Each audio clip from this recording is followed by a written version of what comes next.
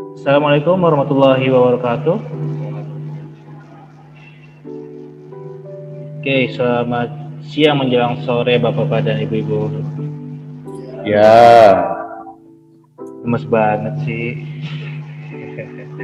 Oke, pada kesempatan hari ini saya ingin menyampaikan materi tentang alur eh, alur pencapaian pembelajaran ya. Ya, dimana kalau misalkan kita bahas di materi sebelumnya yaitu tentang capaian pembelajaran ya, dimana pencapaian target ya atau poin yang pengen diharapkan oleh seorang guru terhadap siswanya itu pasti butuh yang namanya proses ya. Langkah-langkah apa saja sih yang dilakukan seorang guru ya agar apa agar mencapai uh, materi yang diinginkannya, siswa pengen sampai mana seperti itu ya. Nah, pada kesempatan ini kita akan bahas nih bagaimana prosesnya apa saja sih, alurnya apa saja sih yang harus dilakukan oleh seorang guru itu. Oke, suara saya kedengeran? Oke, saya share. Oke. Nah, alur tujuan pembelajaran ya. Nah, di sini ada beberapa aspek yang harus kita perhatikan untuk mencapai sebuah pembelajaran yang kita inginkan terhadap murid didik kita ya. Yang pertama itu adalah capaian pembelajaran itu sendiri. Ya pasti gitu dong. Dimana secara umum kita pengen yang kita inginkan itu tercapai oleh murid didik kita. Ya, dimana untuk mencapainya itu di materi sebelumnya kita sudah bahas ya tentang fase-fase apa saja sih yang ada yang untuk mencapai sebuah pembelajaran gitu ya. Nah, yang kedua itu apa? Kita sudah tahu nih targetnya yang kita inginkan apa gitu ya. Nah, yang kedua itu penyusunannya gitu. Penyusunan alurnya apa saja, tujuannya apa saja yang harus dicapai seperti itu ya. Nah, ketika sudah kita susun ya, kita sudah susun nih penyusunan alur apa saja sih untuk mencapai sebuah target tersebut gitu ya. Nah, di mana alur pembelajaran itu adalah rangkaian tujuan pembelajaran yang disusun secara logis ya menurut urutan pembelajaran sejak awal hingga akhir suatu fase. Alur ini disusun secara linear sebagaimana urutan kegiatan pembelajaran yang dilakukan dari hari ke hari.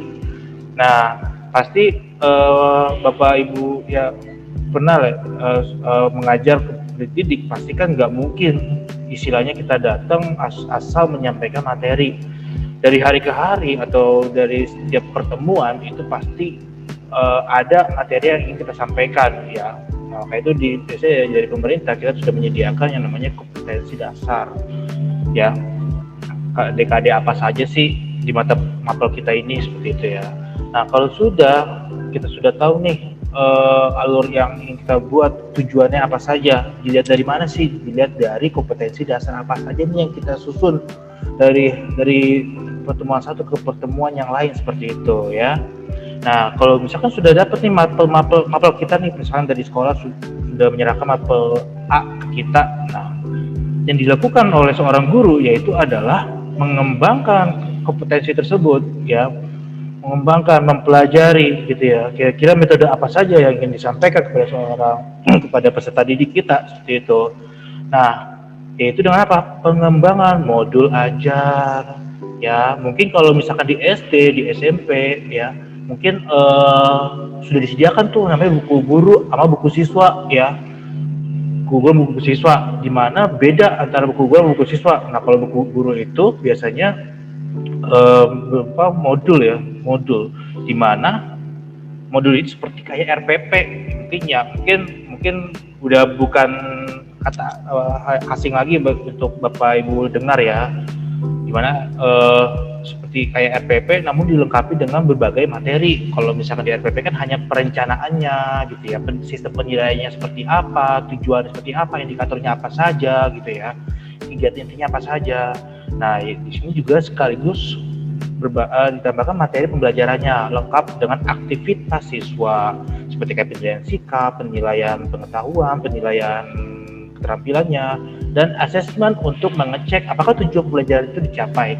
Nah, jadi guru itu harus bisa merencanakan gitu ya, harus bisa merencanakan bagaimana caranya target-target kita atau asesmen yang kita buat itu sesuai dengan yang kita inginkan, seperti itu ya.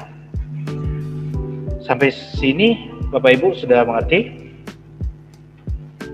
Oke, kalau gitu kita lanjut lagi ya.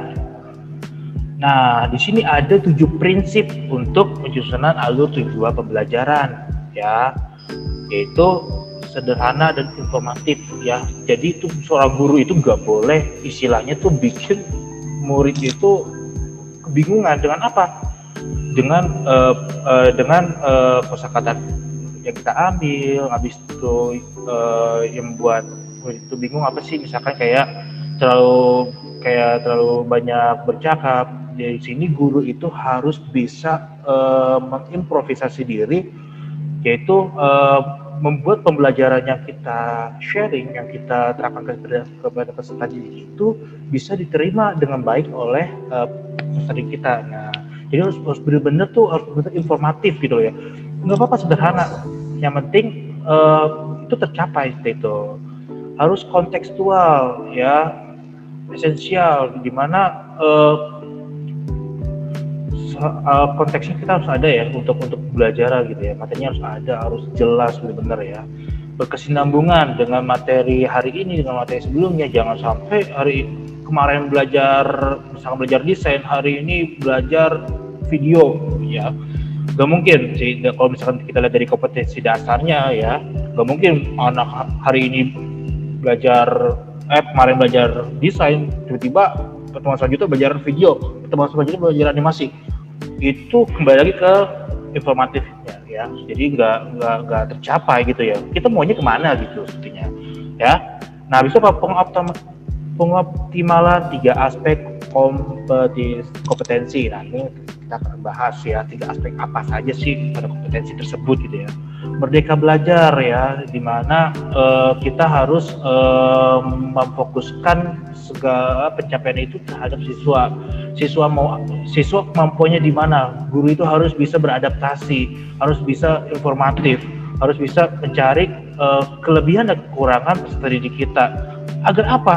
Agar sistem pembelajaran atau metode pembelajaran yang kita ajarkan kepada siswa itu bisa diterima oleh semua peserta didik.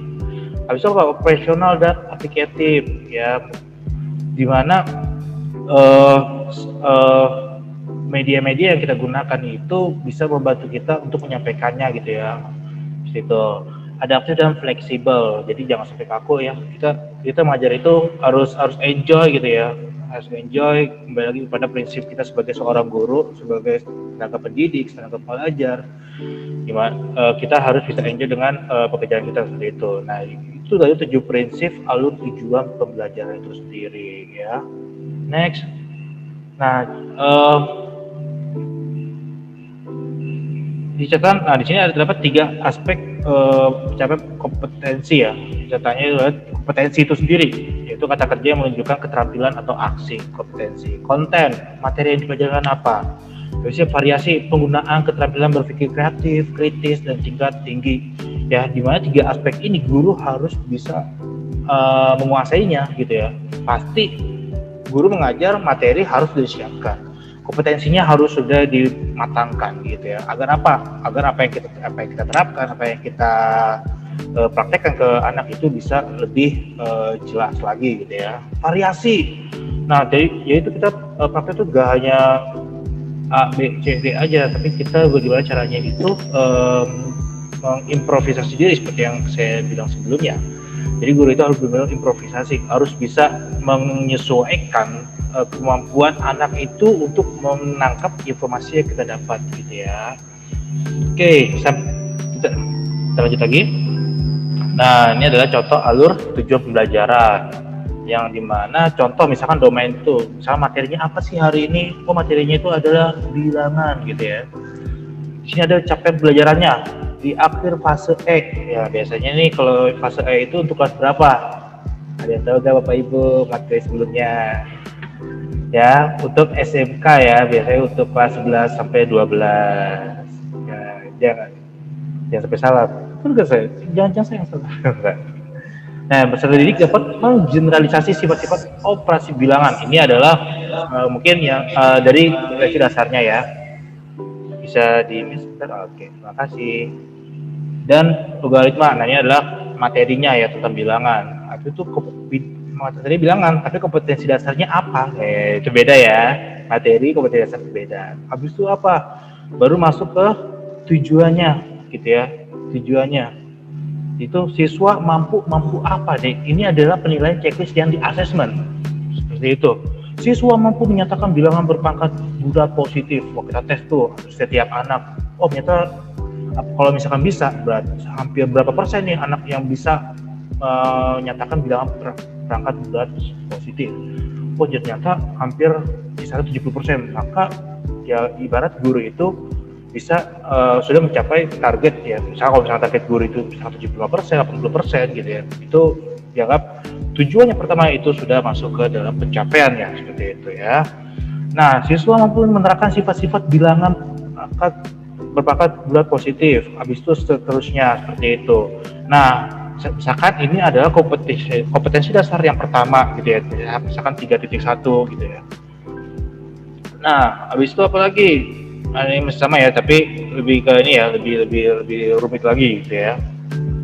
Nah, misalkan kalau misalkan kayak di mata pelajaran saya itu tentang robotika gitu ya. Misalkan pertama kemungkin guru ngajar datang, hari ini kita belajar program HTML gitu ya. Padahal sebelumnya harusnya apa? Harusnya guru harus menjelaskan terlebih dahulu gitu ya. Jadi langsung apa itu HTML gitu ya, apa itu bahasa program HTML, apa itu ada tanda tag sekian gitu ya, baru kita langsung praktekkan seperti itu. Nah, maka itu butuh yang namanya alur tujuan pembelajaran itu. Supaya apa? Supaya itu terschedule, rapi ya, materi nggak loncat-loncat. Mungkin ada beberapa bapak guru juga mungkin pernah tuh mengajar itu sampai melompat-lompat seperti itu ya.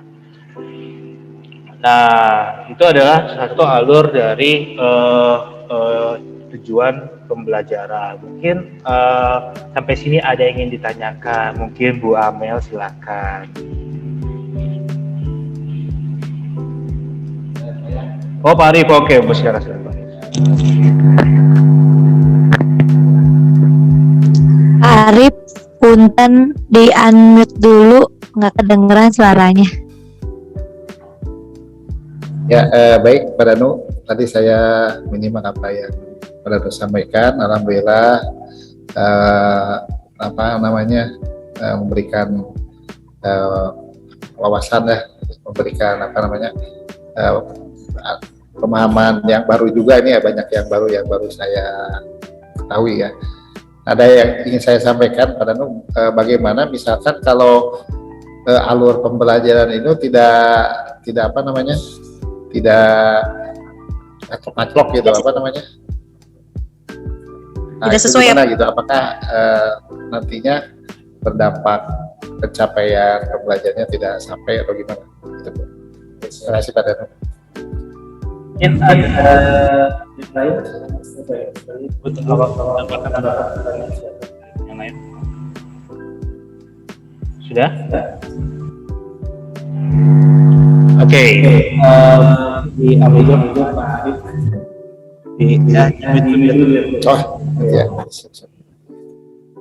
Oke, terima kasih Pak Arif untuk pertanyaannya.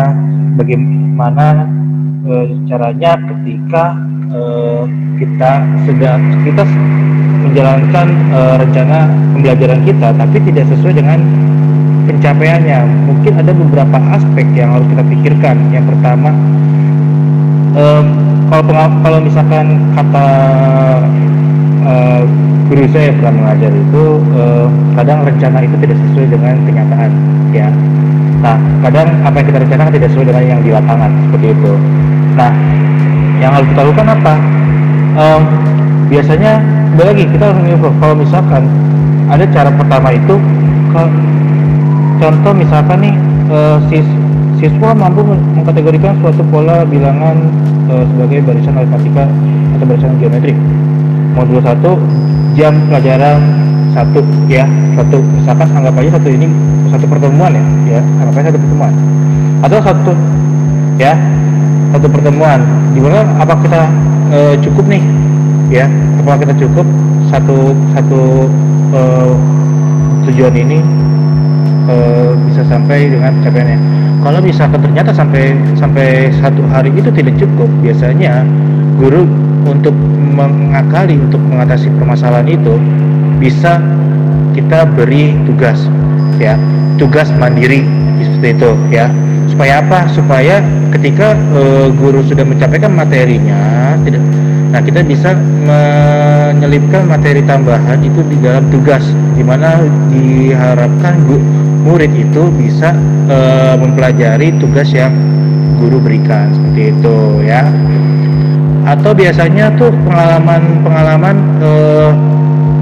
biasanya pada saat kita ingin menganalisis KIKD, ternyata yang jadwalnya itu kelebihan, ada KD-nya itu kelebihan lah, berarti kita kurangin atau dipas-pasin seperti itu ya. Nah biasanya itu kita kasih tugas mandiri, tugas tambahan seperti itu ya. Ya, Bu Amel silakan. Ya, terima kasih Pak Danu.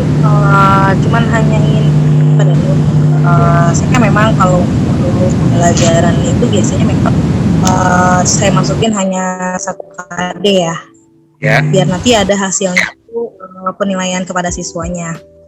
Nah, misalkan nih Pak Danu, kalau misalkan untuk bikin modul pembelajaran itu memang seharusnya itu apakah dibuat per KD atau memang atau bebas atau gimana ya Pak Danu? Oke, terima kasih Bu Amel. Untuk Pak Arif gimana? Apakah sudah terjawab? Oke. Nah untuk Bu Amel ya, mungkin kalau misalkan pengalaman saya ya pada saat belajar masa bikin modul. Tapi kalau misalkan SD, SMP itu biasanya itu sudah disiapkan tuh dari pemerintah tuh modul ajarnya ya. Biasanya itu udah disiapin tuh sampai semua KD itu ada di satu modul itu. Tapi gimana kalau misalkan SMK yang istilahnya produktif itu bermacam-macam ya, berbeda-beda gitu ya. Nah, guru suaranya hilang Pak Danu, kecil suaranya Pak Danu. Tes sudah. Nah, biasanya kalau kita mengakali untuk pembuatan modul kita buat sesuai dengan KD-KD-nya masing-masing gitu ya. Misalkan modul 1 KD 1 kita buat seperti itu ya. Ini kalau misalkan konteksnya itu kita sudah melakukan KBM ya. Tapi kalau misalkan sebelum atau pas libur sekolah biasanya guru itu menyiapkan modul dari KD awal sampai KD akhirnya seperti itu ya. Kenapa? Karena kan tugas guru itu kan mendidik ya, mengajar, dimana bagaimana cara proses belajarnya itu gitu ya. Itu guru harus menyiapkan administrasinya dulu ya, administrasi alurnya apa aja, penyusunannya seperti apa aja, sampai modulnya juga disiapkan seperti alur yang saya sampaikan sebelumnya. Nah ini ya, jadi kita susun dulu nih KD-KD-nya tuh, misalkan KD 1, KD 2 pertemuan keberapa, KD 3 keberapa, pertemuan keberapa, ntar saya jabarin ya. Nah baru kita buat modul ajarnya. Kalau misalkan masih ada waktu untuk membuat beberapa KD ya, itu silakan. Tapi kalau misalkan di lapangan ternyata kita bikin modulnya itu per KD gitu ya, nah itu dibolehkan gitu ya. Jadi misalkan nih pertemuan hari ini KD 3.1 4.1, oke kita buat sebelum kita mengajar. Kenapa? Biasanya kita nge-refresh otak dulu nih pada saat kita mau mengajar tuh. Kita yang penting buat dulu nih cara pelajarannya, materinya apa saja. Pas saat materinya sudah disiapkan, baru kita tampilkan di PowerPoint dan dinikmati oleh peserta didik kita. Seperti itu ya Bu Amel ya. Gimana sudah? Harus ada penilaian ya Pak Danu? Ya? Harus ada rubrik penilaiannya nggak harus? Nah itu masuk di dalam modul itu nggak harus ada rubrik. Oh sama seperti RPP. Mantap juga. Jadi pengembangan modul ajar seperti RPP Inter, saya kasih contohnya satu, oke? Nah, sampai sini kira-kira ada pertanyaan lagi ya? Sebelum saya pengen menunjukkan bagaimana sih prosesnya untuk seorang guru sebelum menyampaikan ke murid. Nah, di sini saya coba stop share dulu. Ini bisa dipindah nggak sih share? Nah, di sini saya punya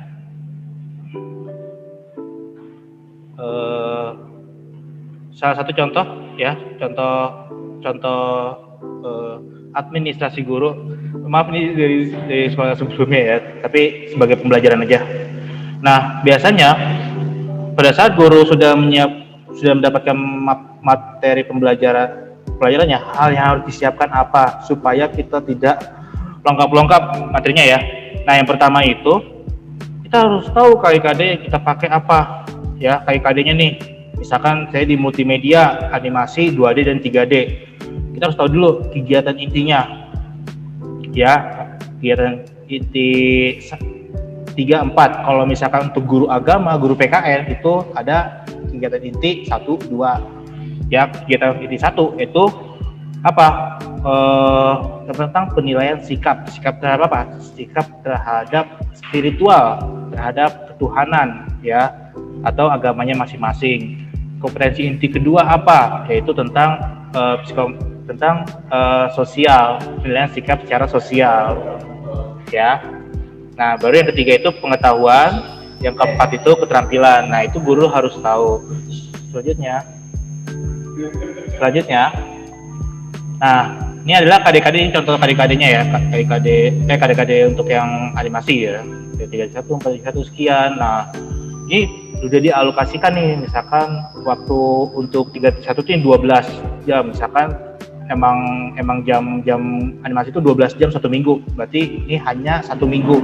Nah, ini adalah rencananya ya, misalkan seperti ini, 3.2, 3.3, 4.3 sekian. Nah, kalau sudah, baru kita harus tahu dulu nih kalender pendidikannya. Supaya apa? Supaya kita tahu kira-kira jumlah per minggu dalam 1 semester atau dalam 1 tahun itu 2 semester itu berapa. Nih, ini sudah dikasih nih untuk kalender pendidikannya. Ini tahun berapa nih? Udah lama banget nih, 2019, 20 ini. 18 berarti total 36. Berarti gimana caranya? Dari semua kompetensi dasar ya, itu diratakan 36 minggu, itu semua KD sudah harus masuk ya, contoh seperti itu ya. Oke. Mau KD-nya cuma 5 selama 36 minggu, yaitu tergantung analisis guru masing-masing. Nah, seperti itu. Apalagi sih yang harus dibuat, yaitu program tahunan. Jadi guru tuh udah nyiapin tuh program tahunannya tahun berapa. Nah, misalkan seperti ini KD-nya berapa. Oh, ini udah pasti nih, ini buat 3.1 12, bahkan 1 minggu 24, berarti 2 minggu. Sama 2 minggu dia akan belajar tentang penerapan teknik pembuatan gambar objek seperti itu. Nah, sudah, baru program semester. Ada program tahunan, ada program semester ya. Nah, seperti ini ya. Mungkin pernah lihat lah ya, sering lihat kalau misalnya pasti ngerencanain. Nah, kalau sudah, apa yang harus dibuat? Nah, ini adalah penyusunan yang biasanya sih guru lakukan ya. Itu ada analisis KIKD ya, di mana ada yang namanya pencapaian kompetensi itu kayak kemampuan berpikir anak itu sampai mana kira-kira. Nah, kita tuh bisa sesuaikan dengan apa? C itu untuk pengetahuan, P itu buat psikomotorik, yaitu untuk keterampilan seperti itu. Nah, kalau sudah baru, nah ini contoh penyusunannya. Ya, ini kalau dari saya, ya ini silabus, baru kita buat namanya RPP. Nah, biasanya kalau di RPP itu udah ini ya, udah istilahnya udah semua ya. Nah, seperti ini. Nah, ini saya pakai format tahun kemarin ya, yang masih belum 1 lembar. Nah, sampai apa aja, ada penilaian pengetahuan, penilaian keterampilan seperti itu. Oke. Ya, nah mungkin buat contoh satu lagi ya. Nah, yaitu apa? modul, bentuk modul yang saya punya sih modul SMP ya, karena dia menyediakan gitu.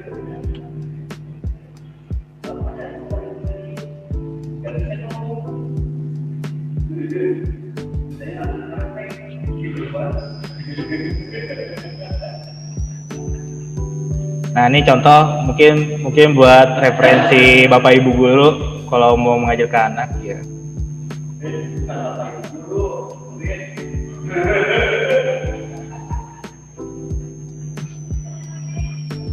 Oke, ini saya stop sharing dulu. Ini contoh, habis ini kita sharing ke. Nah, oke. Nah, ini buku guru ya. Bentuknya itu kalau ini SMP kalau salah, SMP. Ini SMP. Ya. SMP buku guru. Biasanya isinya apa aja sih modulnya? Nah, oke. Yaitu pertama materi-materi ya sesuai dengan kompetensi dasar. Nah, kita langsung ke intinya aja, langsung ke materinya. Supaya Bapak Ibu bisa sebagai referensi ya untuk pembuatan modul untuk disampaikan ke peserta didik Bapak Ibu sekalian. Nah, ini masih itu.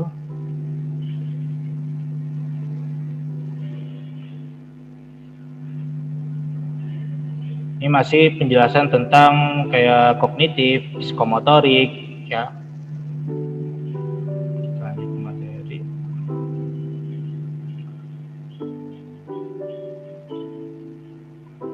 Oke, nah ini adalah contoh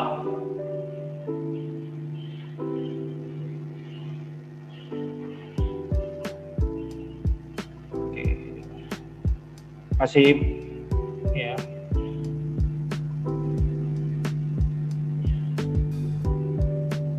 Ini udah materi belum?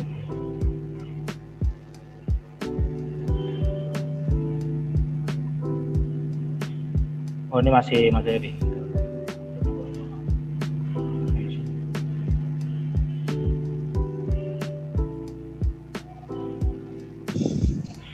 Oke. Nah, di sini ada penilaian sikap juga ya, ada penilaian keterampilan, itu hampir sama kayak RPP ya. Biasanya di RPP itu pasti ada penilaian sikap ya. Biasanya itu dikhususkan untuk kayak ini PKN nih. Kalau PKN pasti ada ya, karena dia menilai penilaian sikap secara sosial ya. Nah, habis itu ada juga penilaian pengetahuannya, keterampilannya, sampai indikatornya, tujuannya seperti itu ya. Seperti itu. Oke, mungkin materi untuk alur tujuan pembelajaran mungkin sampai di sini. Terima kasih untuk waktunya Bapak Ibu guru. Mungkin terlalu banyak bercakap, tapi insya Allah semoga menjadi bermanfaat buat Bapak Ibu sekalian. Oke. Belum saya tutup, mungkin saya tolong ke Buniar untuk doa. Silakan. Ya, terima kasih Pak Danu atas kesempatannya. Mari Bapak Ibu kita berdoa karena karena materi yang sudah disampaikan dari Pak Danu sangat berkesan untuk kita gitu kan, pelajaran juga untuk kita. Tuh. Mari kita Bapak Ibu berdoa menurut agama dan kepercayaannya masing-masing. Berdoa dimulai.